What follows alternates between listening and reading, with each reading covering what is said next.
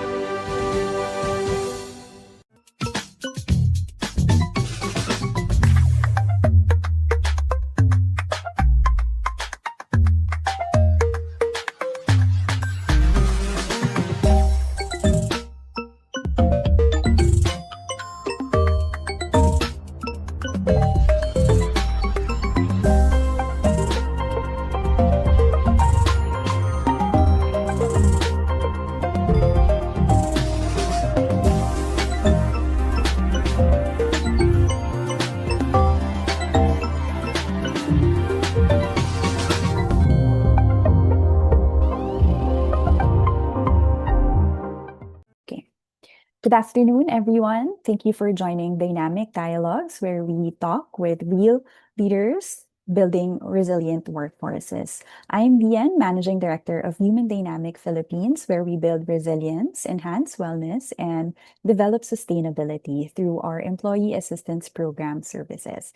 Thank you for joining us today. And this session, we are very honored to have Miss Jody to discuss with us about burnout and the millennial woman leader. So if you're a millennial and you are a woman in a leadership position, I hope you gain a lot of insights. But first, let me introduce Miss Jody. She is also known as Miss Joanne Marie B. Diaz Agtarap. She is an enterprise HR, organization development, and transformation leader with over 20 years of experience driving large scale change and organizational effectiveness across telecommunications, banking, government, and education.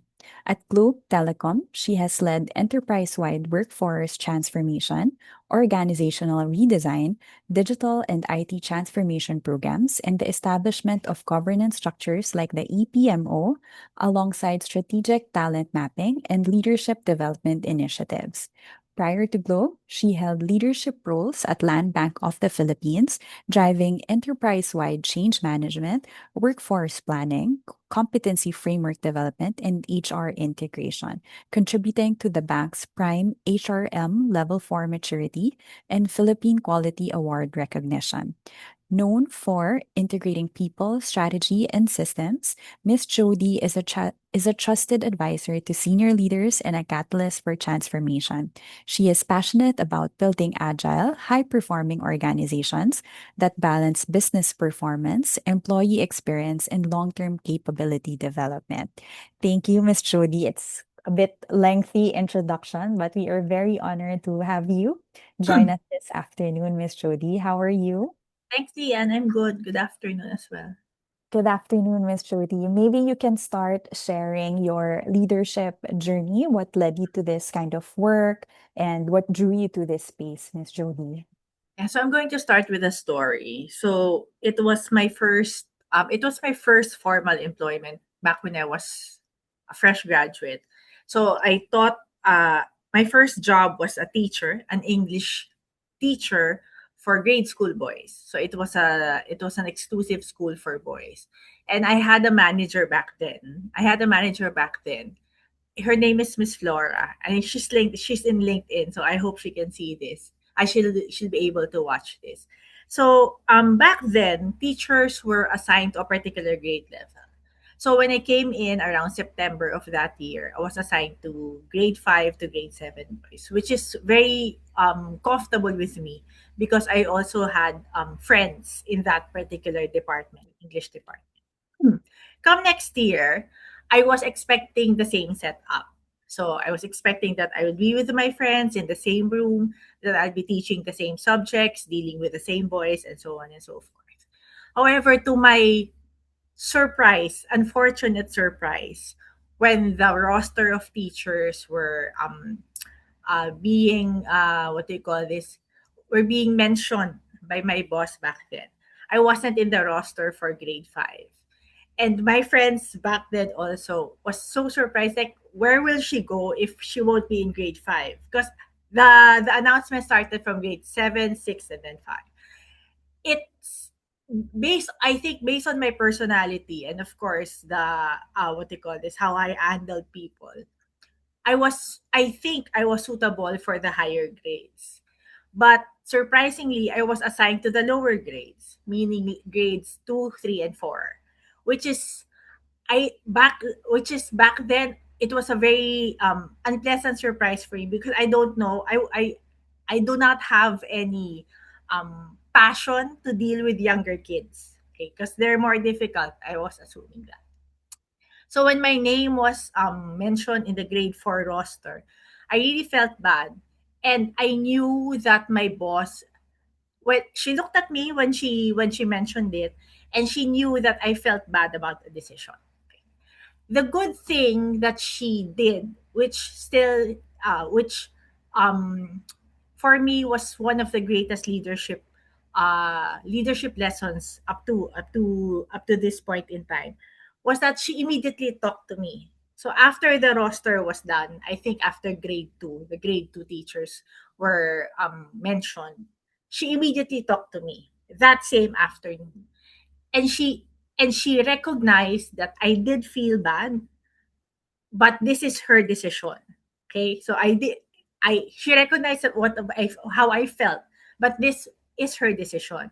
But at the same time, she told me, you're going to be good at this particular level because of so and so and so and so, and I'm going to be with you all the way. I mean, to guide you to how to deal with the younger boys and so on and so forth. So the lesson there is that she was very perceptive of how I felt at when she mentioned my name for the lower grades. She was very perceptive, and at the same time, she acted on it. She didn't let me hold a pity party on the side. Okay, so she got my attention at the perfect time when I was thinking, oh, then maybe she thought I wasn't good enough for the higher grades and so on and so forth. So she did not allow me to think of any negative things about myself. So that's a leadership, what do you call this? That's a leadership lesson for me, mainly because I think fast forward 30 years or 20 years after, this is the only time that performance feedback is encouraged to be given at that particular point in time. Kasi usually we wait like 6 months or mid-year and then end year. This one, she told me right then and there. So I credit that to her. And as a leader, that's the one thing that I always make it a point to do whenever I see someone who's not happy with the decision that I made, or maybe not my decision, maybe a superior's decision. I will immediately talk to the person and not allow the person to think of negative things that are maybe baseless, or that are not attributable to the person itself. So there. That's so admirable, Miss Joanne, because I believe that timing in terms of giving Yes. feedback, right? As you mentioned, performance feedback, the way you mentor also and coach the people around you. It's not only the content, but also the timing in the way that you do it. It really does seem like it's a big impact in Mhm. your career, especially now, years down the line now, as you're the leader also, as a leader, having teams that you're managing. Does that experience, Miss Jody, give you an idea of how you will be able to manage stress and burnout later down the years or as you go through your career? I think the impact of that gesture of my manager's gesture was, I was able to set aside those negative feelings and focus on what can I do to be a better teacher for the younger boys. So because she asked me to set that aside and then focus.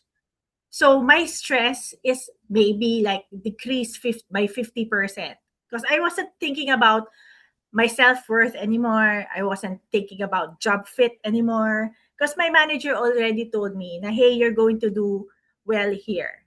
So just think about what you can do to achieve that or to deliver that. So there, my stress level really dropped that particular afternoon, and I was able to enjoy the rest of the day. Maybe it's also the way you redirected your thoughts, your efforts into what really needs to be done that's allowed you to really function at your best, even given that change, Miss And I Jody. think at that age, 20, below 20 or below 25, we are very impressionable. Everything that, especially women, young high achieving women, where we are very impressionable. So every input, every feedback counts. Whether it's a negative or a positive feedback, it really counts. It will make or break our day, something like that. That's true, Miss Jody. So, in your experience in people leadership, uh, what does that usually look like in terms of stress or burnout amongst leaders or maybe women in particular? So going back to that gesture, I feel that it also took a lot from her to approach me because she already knew that I was feeling bad. And I know after what, 20 years in the industry or 20 years in doing professional work, not all leaders will have the courage to do that. Some leaders will say, "Oh, I'll just step back and then let her, what they call this, let her what they call this, let her deal with her feelings first." But this one, she dealt it head on, With which you. Mm. with me, which uh which is very, for me, it's a very noble gesture to deal with somebody so young and who might react well violently at that particular point in time. So that's a plus for me. And I've all I think at this time I just had what, two to three managers who can really face people who are not happy with the decisions that they made and explain it in such a way that, hey, it's not personal. This is my decision, and this is my decision. Of course, I want you I want your buy-in in my decision, but I won't leave you. I will be here for you. So that's a big thing, and not everyone can do that. I agree. Very few managers are Yes, true very, leaders, right, Miss Jody? In your experience across those managers and maybe across the organizations that you worked with, what do you see or what do you think that they usually get wrong in terms of addressing stress and burnout amongst their leaders? I think when you just let it slide, or when you know that maybe this person will feel differently tomorrow, things like that. Because it doesn't have to be a full blown conversation. It just has to be a simple kamustahan or a simple one on one, or you just what do you call this? Pull the person to the side. Hey, I think you're feeling a bit negative, or I think you're not feeling too well about this particular decision or about what happened. 2 to 3 minutes tops. I think that's the only that those are very what they call crucial moments that one leader can do. Because as I've said, sometimes, oh well, this is my decision, so just live with it. That's what usually happens. But but I think for the best ones in my book, personally, they will really deal with it, even if it will take a lot from them. Mhm. So they take the intentional and deliberate effort Yes, yeah. and Yeah, that's the word to actually. your It's very job. intentional. Mm-mm. How do you see or what would be the ideal way organizations be able to put these into action, Miss Jody? I think technically, if a leader is handling, let's say headcount wise, if a leader is handling too many direct reports, like 10 direct reports with varied backgrounds, varied personalities, combination of men, women, LGBTQ, and so on. It's very hard to be sensitive enough and to be it's very hard to be sensitive enough and to be agile enough to address all those feelings. So usually at the end of the day, you're already drained and you'll just tell yourself, oh well, he or she has to get over it. Which I think for some people it works, but for most I don't. But what I can say is, but for most people, they will appreciate the conversation.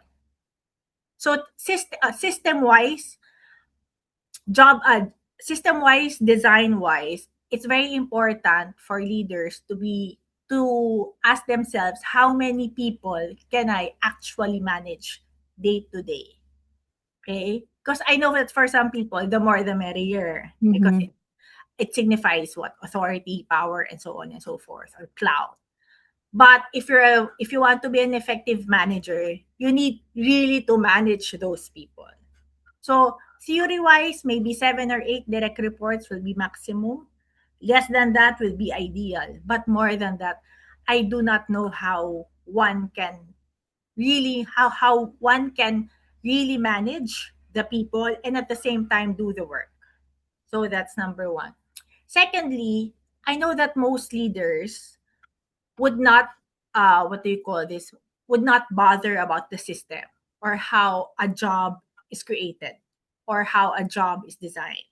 That's why in OD, I think most OD practitioners are really very sensitive about this. Like when they see a job description, oh, this is too hard. Or what what exactly would you want the person to deliver given all these mandates, given all these responsibilities? And that's just the job description. It's very different on a day-to-day basis. So you have a job description and you have so many things going in what do you call this? You have so many deliverables that are not or that are beyond the job description. But then you as a leader, you take it and take it and take it. So the design or the system or the job design is already messed up to begin with. So there, it's I think being a leader that's very conscientious and sensitive is the or can what you call can lead to effective management of a particular team. There. I like what you said about those two things, Miss Judy. First is the manageable headcount that you Mhm. can manage because it's not just about managing people, but also mentoring and coaching Yes, them. coaching. And the second that you mentioned about the job design, the description, probably, maybe that's also part of the organization's role, not just the leader itself, right? Which tells us how much the organization at large is very much involved down to each role that Yes, they yes. oversee, right? Maybe that's also part of why the burnout rates have risen so high in the Philippines, Miss Jody, because when I was doing my research and even the article that you shared with me for this topic, right? The Philippines is one of the countries that has the highest rates of burnouts in Southeast Asia. So what are your thoughts on how come we have ended up here? I think that's very cultural. We fashioned our system, we fashioned our, what do you call this, our hierarchy, our structure, our table of organization, and so on and so forth, with the American system. Okay, so sometimes with the no traditional American system because Amazon is very flat, Apple is very flat, and so on and so forth. So the what do you call this? The levels of hierarchy, the levels of approval, the what do you call this? The number of presentations that one has to do just to what? Just to secure an approval for a project that's not even too expensive. Mm. So those are the things that hinder us from, or those are the things that contribute to the overall burnout. So as an OD practitioner, I really believe it's 50% the system. Of course, there are personalities within the system, which which are things that are out of our control. So if it's out of our control, we can set it aside. So let us focus on the things that we can control or that are controllable. So what are those? The ways of working, the hierarchies, the number of direct reports, the RASI, what actually belongs to your department, what doesn't belong to you, and so on and so forth. So those are the things that can that can handle or that can manage stress and burnout. And of course, as I've said, based on my story, it's the sensitivity of the leader to it's a sensitivity of the leader to determine if a particular direct report of a particular subordinate is not feeling too good or is not feeling too well. So those are the things. So it's the system and it's the systems, the presence of the leader, and also it's the systems and the presence of the leader. I think are two of the very important factors in an employee's burnout. Those are really two essential factors, Mhm. Miss Jody, in terms of how an employee will be happy and productive or Yes, burnt actually. out at work. And we've experienced multiple employees, Miss Jody, in the work that we do in employee assistance program, where they are really burnt out because of unclear roles, Yes. overload of work, and also interrelationship challenges with their managers. Now that you're at your leadership roles, Miss Jody, and in your work across organizations, what do you think or wish that leaders would understand more so that when they approach um, burnout in leadership, especially those of women in leadership positions, they would be able to address it better with impact? I think I think the mindset that stress is part of work. Yes, stress is part of work, but manageable stress, not stress that could lead to a mental health issue or a mental health situation. So, manageable stress, yes, it's a part of work, but beyond that, it's something that the organization should already address. It's that what they call this, it's that mindset. For example, there are some organizations who what do you call this?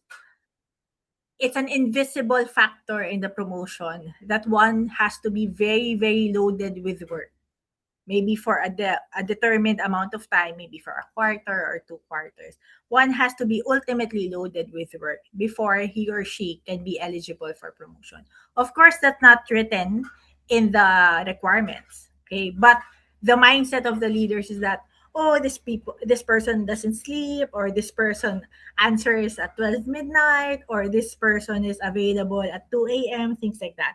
So we what do you call this? We recognize or we give um so much positive weight to to people who are actually stressed. So we Mhm. make them models of the organization. Hey, this person works on a Saturday, this person goes to work on a Sunday, things like that. But it should not be the case. Okay? So people should be expected to work at the particular work hours that they signed up for, and then beyond that they should have a different life.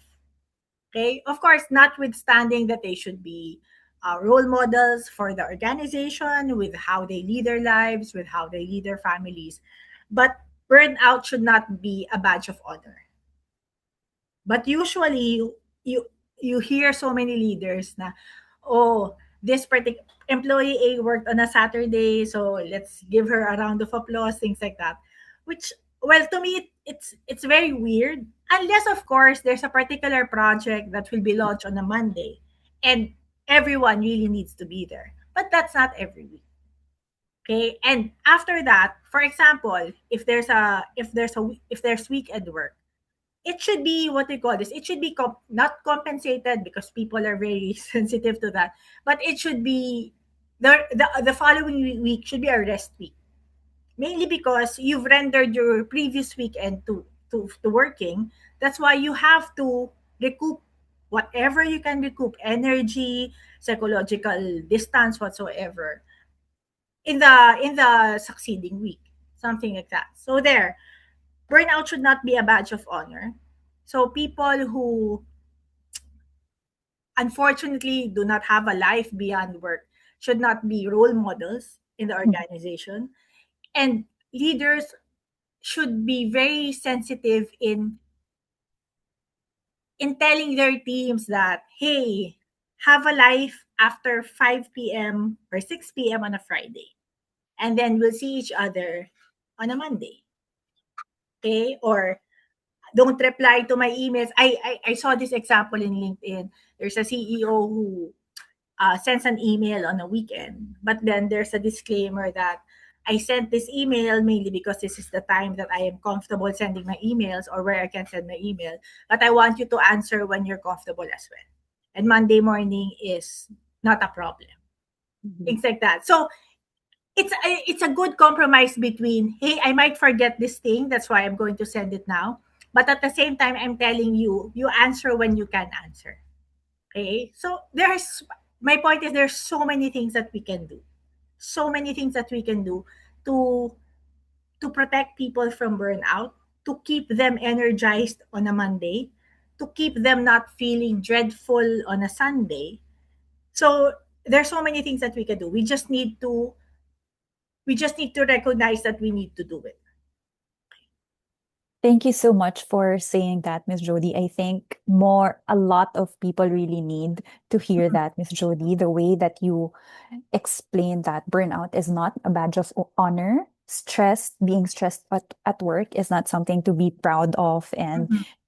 it shouldn't something be that you advocate for, especially the people that you lead, because I believe and I hope it's the same as yours, Miss Jody. If we are able to manage our work well within our work hours or work Mhm. environment, even, then we are much more able to enjoy life outside of Yes, that's work, true. right?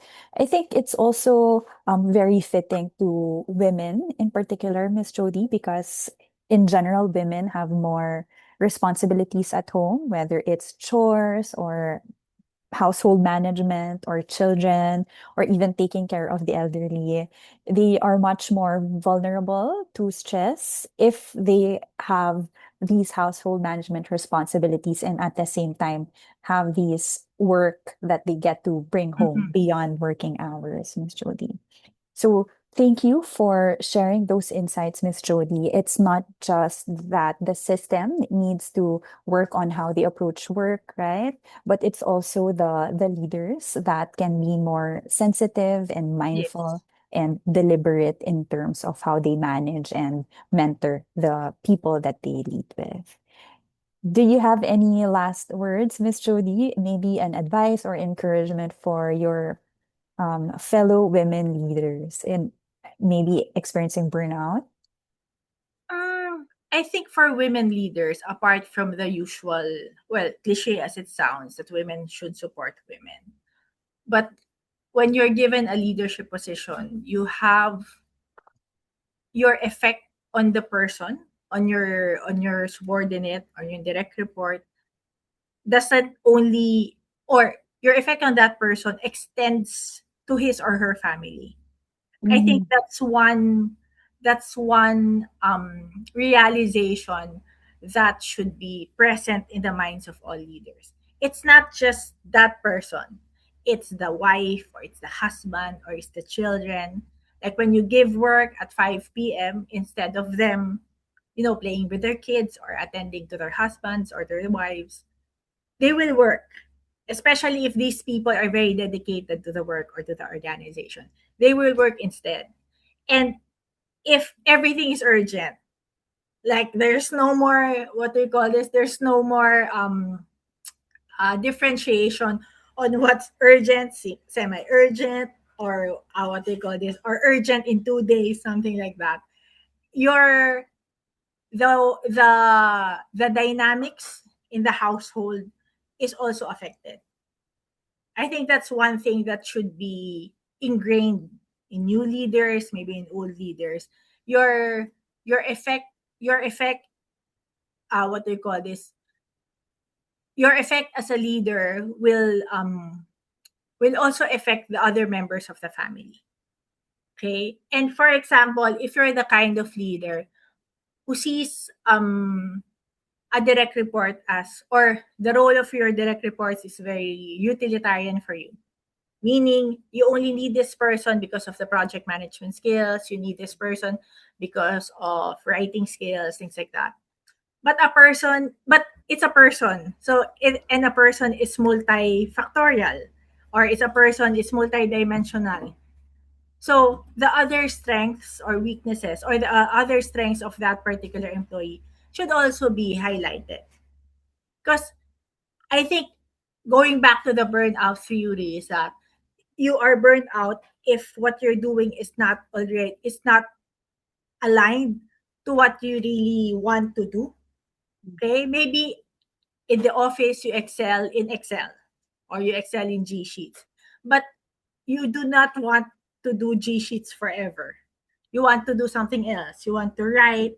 You want to you want to draw, you want to document something, something like that. So I think the recognition that a person is multidimensional, and we should not just use employees for whatever they're good at this particular point in time, because that will also touch in the entire theory of development, diba? So one person does this for 3 years and they're good. Maybe it's time to progress that person for another 3 years in another field. Okay.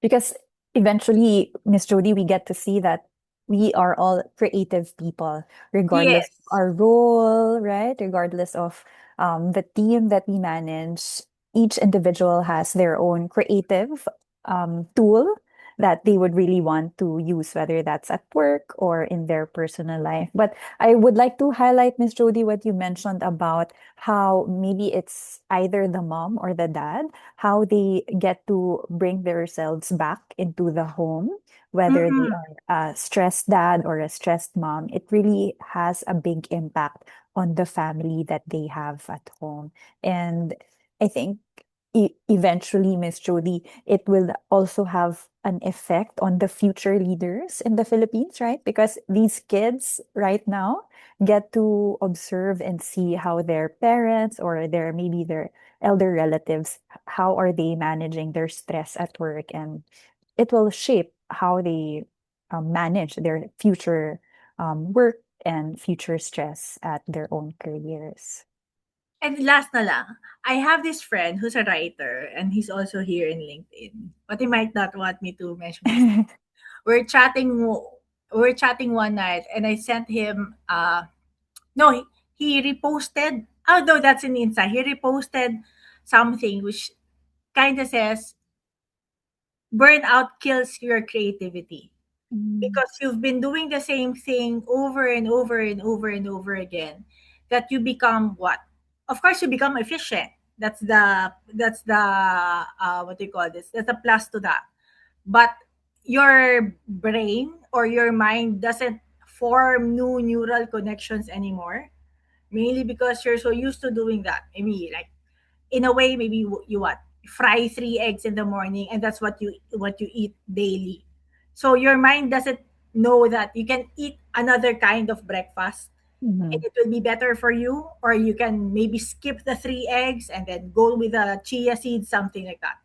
So it kills your creativity. Yes, you are efficient, but it will slowly kill your creativity. And the sad thing about it is that it's very hard for a person to regain that particular creativity after burnout has happened. But I think that's for another topic. It's very Yes. hard to bounce. It's very hard to bounce back from Mhm. that particular situation.